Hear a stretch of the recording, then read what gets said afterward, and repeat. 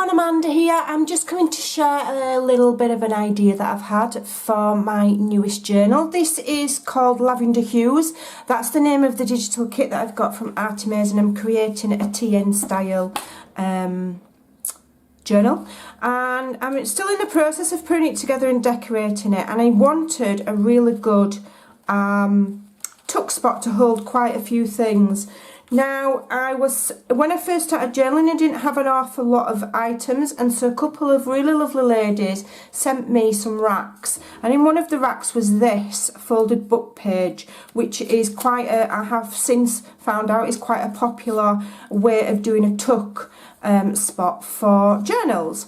After doing some investigation, I believe, I watch a lot of Yvonne Preston's, and she did share one of these and then mentioned a lady called Terry Wood. So whether that's where it originates from, I don't know. If I've got that wrong, I can only apologise. I'm quite new to journal making, and I don't follow anybody past Artimaze and Yvonne, if I'm honest. And I really liked this, but there was just a couple of problems with it. First of all, I didn't want it out of book paper. It's not strong enough.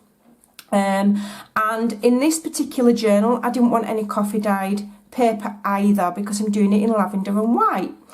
And I wasn't too bothered about it all flipping out and things like that, but I like this fold here. So I've adapted it, and I've come up with this one here, which is a four space corner fold. So you've got room for a large tag at the back. Okay, and what I like about this is they're all kind of like tier, and then you've got space for another one there. So as you can see, they layer up and they tier in, which I really like, because then you can see each of the items that you're putting in. You can see all of them there. It's lovely.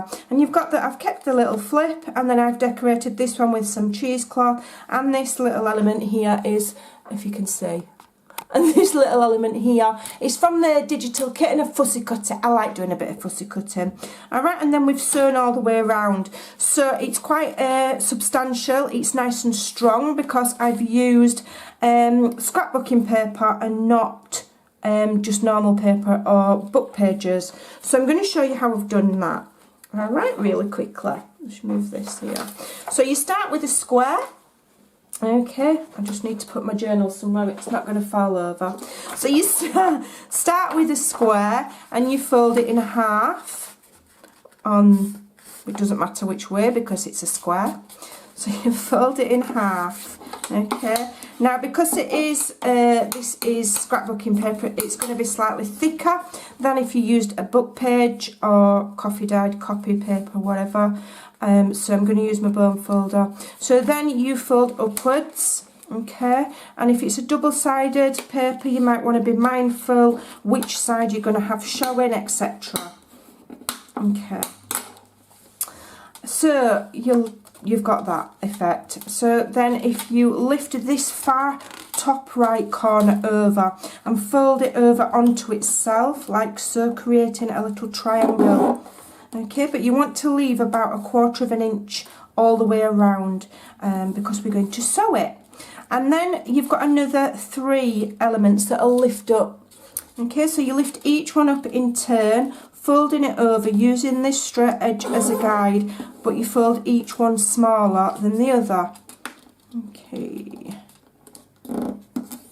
each one smaller than the other, right until you get to the last one, and then you fold that as well. Okay, so then you've got that. Alright, and so you leave the first one like that, tuck the second one inside the first one. Alright, and then that obviously opens. You put the third one down, and then you tuck the fourth one inside there, so you've got that layered pocket there. Now you can leave it like that and just attach the back to your journal so it all opens and you've got journaling space. Or what I'm going to do, I'm just going to quickly go to the side of my camera now, and I'm just going to sew around those edges. I'm just going to really squeeze it really firmly so that that bulk of that paper doesn't put too much stress on my sewing machine. And what I do, if I'm sewing thick paper, I just turn the speed down. and then my needle's not bashing up and down, and it just takes the stress off a bit.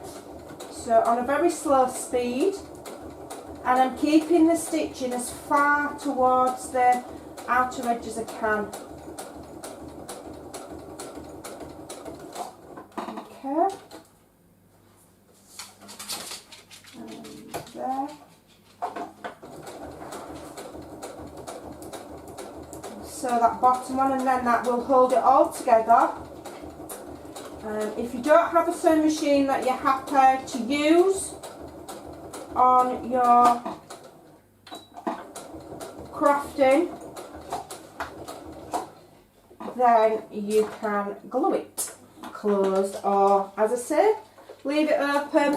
You could leave it open, you could glue it, or you could attach it with a paper clip if you don't want the finished look. And obviously another thing that I would do before I sewed was you know, put it through the machine. I would ink all of those edges. Alright, if you've rounded your corners on your pages, you might want to round that before you sew it as well. And then, as I say, it will go inside your journal. Where's the other one that I did? Oh, I've lost it. Oh dear. There we go. Go inside your journal like so. And then, like I say, you have got 4 different tiered tuck spots. 3 and 4. There you go. Go and give it a try. As I say, it's not a new idea, it's just an adaptation of a current one. Thanks for watching, and I'll see you soon. When this is finished, I'll come on and I will share it with you. Bye.